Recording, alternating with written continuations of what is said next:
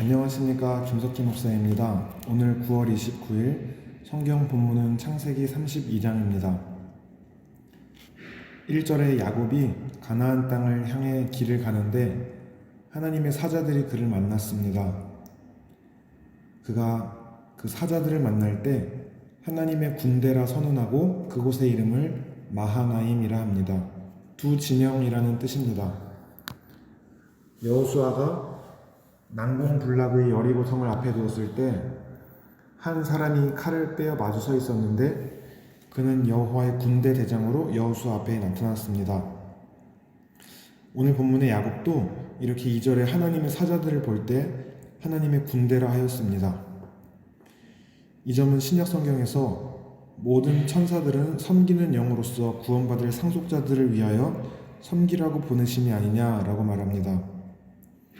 여기서 하나님의 군대는 하나님의 백성을 보호하는 천사의 무리를 가리킵니다. 오늘날도 영적인 본향을 향해 가는 우리 약속의 자녀들을 하나님의 군대, 천사의 무리가 보호해 주실 뿐만 아니라 천국 입성 때까지 인도하실 것을 보여주는 것입니다. 야곱의 귀향길에 천사들이 나타난 것은 성도들이 세상에서 모든 나그네 길 순례의 삶을 마치고 천사들이 영접을 받는 장면을 떠올리게 합니다. 찬송가 401장 천성을 향해 가는 성도들이라는 가사에 앞으로 천성을 향해 나가세, 천성문만 바라고 나가세, 모든 천사 너희를 영접하러 문 앞에 기다려 서 있네. 이런 찬양의 고백처럼 우리는 혼자 있는 듯 하지만 우리의 영안이 밝아져서 우리와 함께 하시는 하나님의 천사들, 하나님의 손길을 보고 힘과 용기를 얻어 우리 믿음의 여정을 끝까지 잘 걸어가시길 바랍니다. 3절로부터 5절에 야곱은 형 에서에게 사자들을 자기보다 앞서 보내어서 내 주께 은혜 받기를 원하나이다 라는 말을 전하게 합니다. 야곱이 가족과 재산이 많아져서 형을 보러 가는 앞에서도 교만하지 않고 형 에서를 주라고 부르며 겸손하게 행동한 것입니다. 6절에 형 에서를 만나러 가는데 에서가 400명의 군사와 함께 온다는 소식을 듣자 야곱은 에서 앞에서 두려움을 보입니다. 당시 400명은 상당한 규모의 군대입니다. 가나안 지역 대부분의 도시 국가들이 400명 정도의 군대였습니다. 근데 에서가 이렇게 많은 군대를 몰고 온 것을 야곱을 호위하러 왔는데 야곱이 미리 겁을 먹었다라고 생각할 수 있으나 호위하기에는 너무 많은 인원으로 야곱은 에서가 아직도 분노하고 있다고 생각이 된 것입니다. 그래서 두렵고 답답하나 그러한 마음에 자신의 잔머리로 자신의 재산을 두 대로 나누고 또 이렇게 자기의 식솔들을 먼저 보내고 이렇게 형 에서의 상태를 먼저 살펴본 것이죠. 근데 이러한 행동은 하나님께서 친히 약속하셔서 너를 내 조상의 땅, 내 족속에게로 돌아가리라 라는 그 말씀을 붙든 것이 아닌 자기의 잔꾀를 의지한 것입니다. 근데 야곱은 그러면서도 언약은 또 붙들고 싶어서 9절에 내 조부 아브라함의 하나님, 아버지 이삭의 하나님을 언급하면서 12절에 또 베델에서 세워주신 언약에 입각해서 그렇게 기도하며 간구하고 있습니다. 한편으로는 자신의 방법과 또 한편으로는 언약을 붙들고 기도하는 인간적인 모습의 야곱을 보게 됩니다. 13절에는 형 에서에게 예물을 줌으로써 에서의 마음을 누그러뜨리려 합니다. 물론 이런 방법도 좋지만 물질만으로 모든 문제의 해결이 이루어지지 않습니다. 돈보다 더 중요한 것은 하나님을 사랑하고 그 뜻을 지키는 것입니다. 23절에 야곱은 자신은 맨 뒤로 물러서 있고 자신의 가족과 그의 소유도 다 건너가게 합니다. 자신은 맨 뒤에서 강을 건너지 않고 남아 있습니다. 에서를 만나기 전에 두려운 마음, 고독하고 외로운 시간에 하나님과의 묵상의 시간을 가지고자 했을 것입니다. 24절 이하에 이렇게 홀로 있는 야곱에게 어떤 사람이 찾아와서 야복 강가에서 씨름을 합니다. 이 어떤 사람은 하나님이 보내신 사람입니다. 야곱은 그를 하나님이라고 불렀고 선지자 호세아는 하나님과 천사를 교차해서 사용한 점으로 볼 때 단순한 천사가 아닌 여호와의 천사, 여호와의 사자로 볼 수 있습니다. 25절에 하나님은 야곱과 씨름하며 야곱의 환도뼈를 치십니다. 환도뼈를 친 것은 회개를 상징적으로 보여줍니다. 에스겔 21장 12절에 인자여 너는 부르짖어 슬피 울지어다. 이것이 내 백성에게 임하며 이스라엘 모든 고관에게 임함이로다. 그들과 내 백성이 함께 칼에 넘긴 바 되었으니 너는 내 넓적다리를 칠지어다. 야곱이 이렇게 자신의 모습을, 지난날의 모습을 회개하면서 그때 브니엘의 신령한 축복의 자리로 나아간 것입니다. 26절에 야곱은 자신의 한계를 깨닫고 간절히 하나님께 기도합니다. 당신이 내게 축복하지 않으면 내가 가게 하지 않겠다 라고 결사적으로 축복해달라고 애원합니다. 27절로 본문 마지막 32절은 하나님의 신령한 축복을 받은 이스라엘이라는 이름으로 바뀐 야곱의 모습을 보여줍니다. 야곱은 이제 자신의 힘이 아닌 하나님의 지배를 받는 자가 됩니다. 환도뼈가 부러지고 완전히 항복할 때 하나님께서 이러한 복을 주심을 봅니다. 우리도 주님 앞에 우리의 힘이 아닌 하나님의 도우심을 구하고 힘을 뺄 때 주님이 일하심을 봅니다. 물에 빠진 사람을 구할 때 구조자가 그의 힘이 빠질 때까지 기다렸다가 건져주듯이 자신이 잔머리와 방법대로 살아가는 야곱이 자신의 한계를 깨닫고 이제 하나님께 간절히 매달릴 때 하나님 안 되면 안 된다고 매달리자 그때서야 그를 축복하심을 봅니다. 하나님께서 야곱에게 이스라엘이라는 이름의 축복을 주심으로 아담을 인류의 조상으로, 아브라함을 믿음의 조상으로, 이제 야곱을 이스라엘 민족의 조상으로 세워주신 것이 오늘 브니엘의 축복입니다. 야곱은 약속의 땅 가나안에 입성하기 전에 이스라엘이라는 이름으로 바뀌고 하나님이 그를 한 가문에서 민족으로 번성케 하십니다. 여기서 야곱의 씨름을 야곱의 간절한 기도로 보는 학자도 있습니다. 이때 야곱의 나이는 97세입니다. 육체적으로 힘이 넘치던 시기가 아닙니다. 그래서 육체적인 싸움이 아니라 영적인 싸움으로 해석할 수 있습니다. 야곱의 인생에 대해서 하나님은 하나님과 및 사람들과 겨루어 이겼다. 28절 이런 말을 합니다. 야복강에서 천사와 씨름할 때 야곱의 이름을 이스라엘로 바꿔주시면서 하신 말씀입니다. 저는 한동안 하나님과 겨루어 이겼다라는 표현 때문에 혼란을 겪었습니다. 어떻게 사람이 하나님과 겨루어 이길 수 있다는 말입니까? 사냥꾼 형 에서도 이길 수 없었던 연약한 야곱, 엄마 치마폭에서 자란 야곱에게는 더더욱 말도 안 되는 이야기입니다. 그런데 아무튼 성경은 야곱이 천사와 씨름하여 이겼고 그것에 대해 상으로 이름이 바뀌는 복을 받았다고 기록합니다. 이를 어떻게 받아들여야 될까요?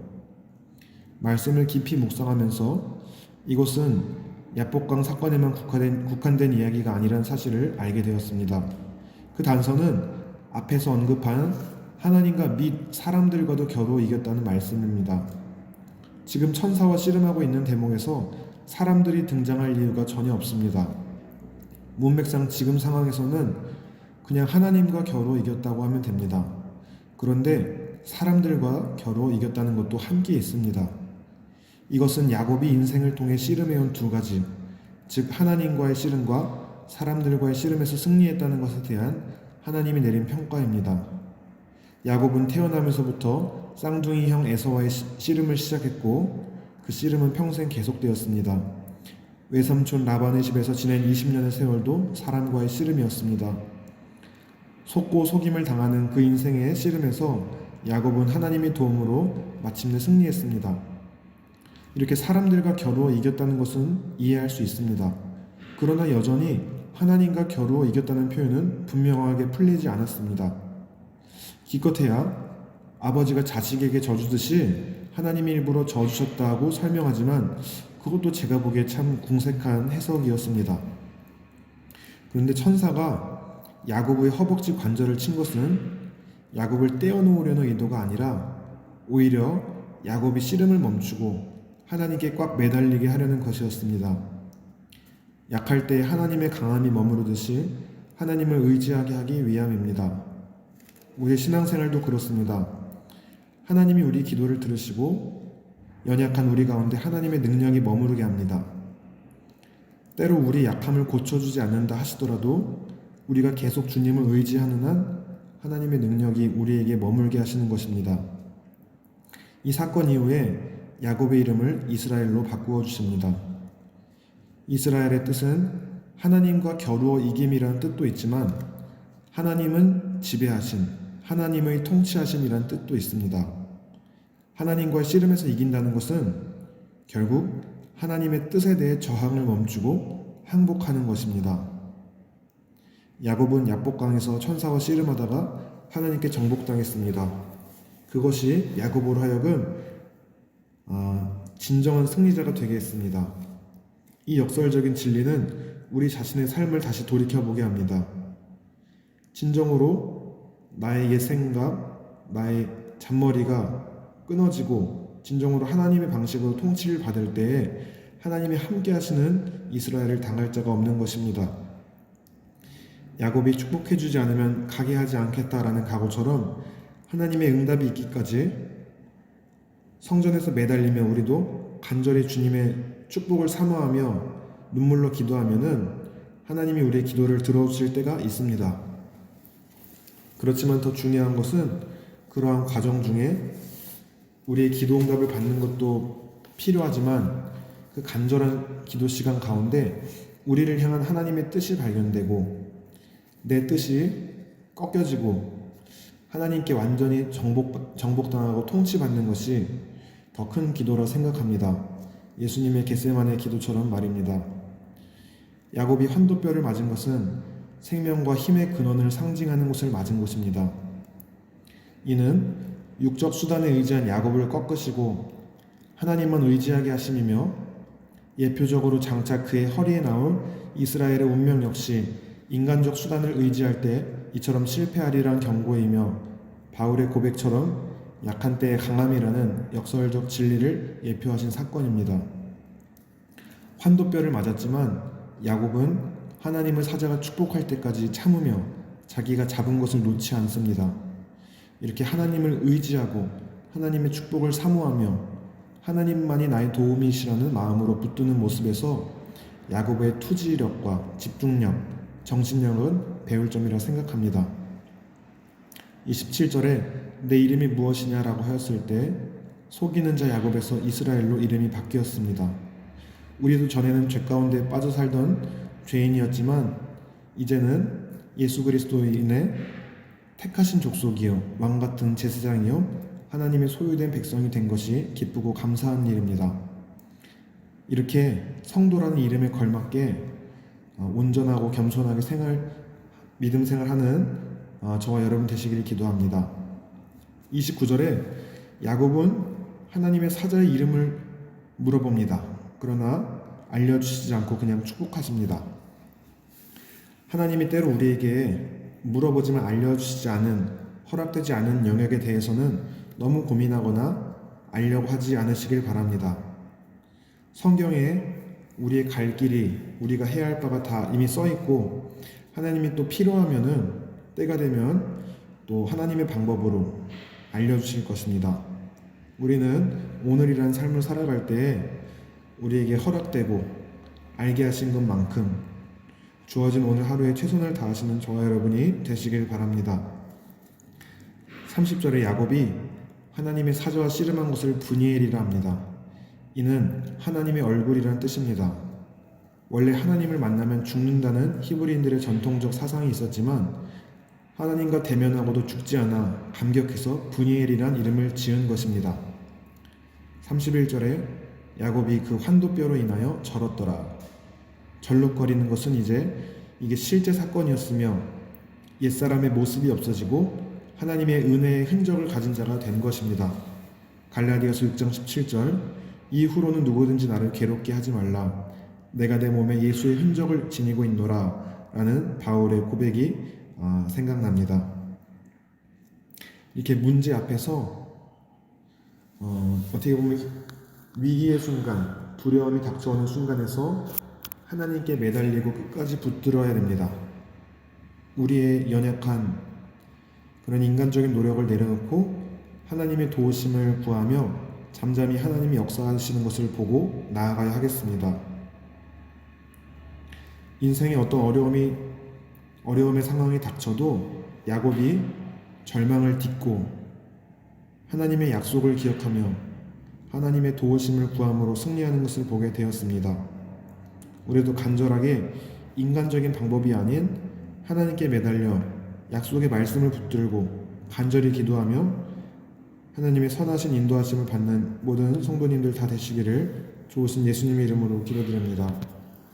아멘.